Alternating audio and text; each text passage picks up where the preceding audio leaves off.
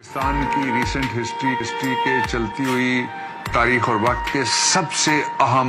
24 گھنٹے وہ شروع ہو گئے۔ ان 24 گھنٹوں کے اندر پاکستان کے وزیر اعظم عمران خان کو آپ کو یاد ہے کہ 3 ہفتے کے لیے بیل دی ہوئی ہے پشاور ہائی کورٹ کی، جو پروٹیکٹیو بیل ہے، اور جس کا مطلب یہ ہے کہ ان کو جب تک وہ بیل آرڈر جو ایک آئینی عدالت کا ہے وہ موجود ہے ان کو گرفتار نہیں کیا جا سکتا۔ لیکن 3 بہت عام باتیں ہیں جو میں آپ سے بھی مخاطب کو کہہ رہا ہوں، اور آپ کے ذریعے سے یہ میں پاکستان کے سارے اداروں کو بھی مخاطب کر رہا ہوں، اور پورے پاکستان کو میں مخاطب کر رہا ہوں، اور پورے جتنی بھی انسانی حقوق کی تنظیمیں میں ان کو بھی، اور ادارے ہیں ان کو بھی میں مخاطب کر رہا ہوں۔ ابھی فوری طور پہ کچھ دیر پہلے یہ میں براہ راست آپ کو بتا رہا ہوں کہ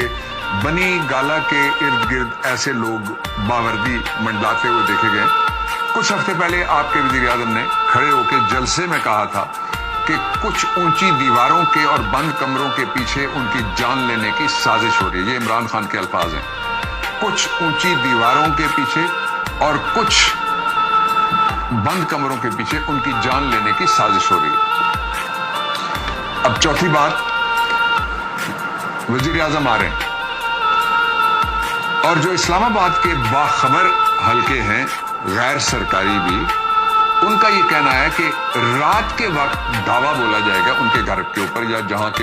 وہ ٹھہریں گے وہاں رات کے وقت، اور جو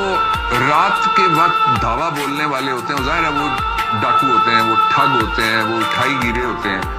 اور جو قانون نافذ کرنے والے ہوتے ہیں وہ دن کی روشنی میں وہ جو لیگل تقاضے ہیں ان کو پورا کرنے کے لیے، یہ وہ وقت ہے جس وقت اس کا خدشہ سب سے زیادہ بڑھ گیا ہے کہ ان کی زندگی کے تحفظ کا جو خطرات اس کو لاحق ہیں وہ سب سے زیادہ یہ جو آنے والے 24 سے 48 گھنٹے ہیں، یہ آپ ذہن میں رکھیے گا۔ کل کی رات آپ بالخصوص